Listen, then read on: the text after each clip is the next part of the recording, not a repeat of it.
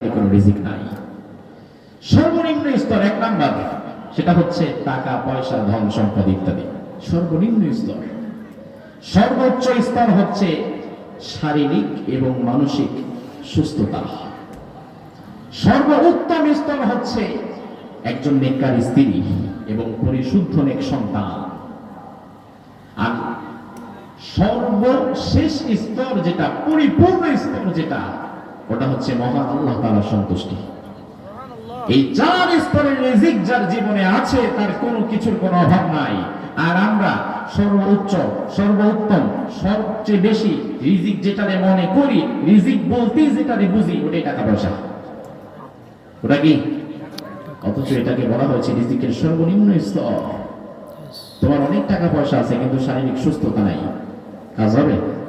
কাজ হবে?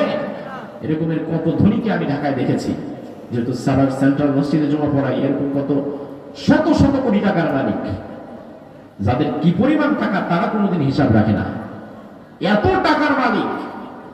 কিন্তু ডাক্তার রুটিন করে দিয়েছে, সকালে খাবেন এক গ্লাস জুস, দুপুরে খাবেন একটু ঘাস পাতা, অর্থাৎ ওই একটু পাতাকপির একটু অংশ, একটু ফুলকপি থেকে একটু অংশ, আর রাত্রে খাবেন আর এক গ্লাস জুস। শেষ, খাওয়া শেষ। অথচ এত কোটি কোটি টাকার মালিক রিজিক বন্ধ করে দিয়েছে আল্লাহ। দুনিয়াতে তার স্বাদ আল্লাহ কিছু নাই, অসুস্থ। কিন্তু গরিব মানুষ দিনে কামায় 500 টাকা, কিন্তু দিন শেষে এত খাওয়া খায়, মাশাআল্লাহ।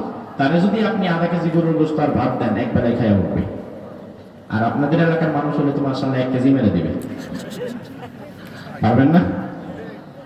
ইনশাআল্লাহ। হ্যাঁ, তাহলে ভাই আপনি যে পরিমাণ রিজিক একবেলায় খান, ওই 100 কোটি টাকার ধনী মানুষ সে তো এক সপ্তাহে এই রিজিক খাইতে পারে না। টাকা আছে তো কি হয়েছে, তার টাকা তার ব্যাংকে পড়ে আছে, তার ছেলে মেয়ে খাবে। ছেলে মেয়ে যদি অসভ্য হয়, সব উড়াবে, নষ্ট করবে, তার টাকা তার কাজে লাগলো না। কিন্তু আপনার টাকা পয়সা না দিলে আল্লাহ আপনার রিজিকটা আল্লাহ ঠিক রাখছে, যাই দেয় আপনি ভালো মতো খেতে পারছেন। সুবহানাল্লাহ বলবেন না? এজন্য আমার ভাইরা, রিজিকের মালিক দুনিয়ার কেউ নয়, রিজিকের মালিক যিনি, তিনার নাম কি? আল্লাহ। সে আল্লাহ বলছেন, গোলাম আমি এমন আল্লাহ, রিজিক নিয়ে কখনো টেনশন করবা না, রিজিক নিয়ে কখনো হা হতাশ করবা না। রিজিক নিয়ে টেনশন করা মুমিনের কাজ না। মুমিন শুধু আল্লাহর দেখানো পথে কাজ করে যাবে। রিজিক যিনি যথাসময়ে দান করবেন তার নাম কি? আমার ভাই, এখন আমরা আলোচনা করব এমন 6টি কাজ আছে, যেই 6টি কাজ যদি আপনি করেন তাহলে আল্লাহ তাআলা আপনার রিজিক বন্ধ কমিয়ে দিবেন। বান্দার কিছু কিছু কাজের দ্বারা রিজিকের বরকত নষ্ট হয়ে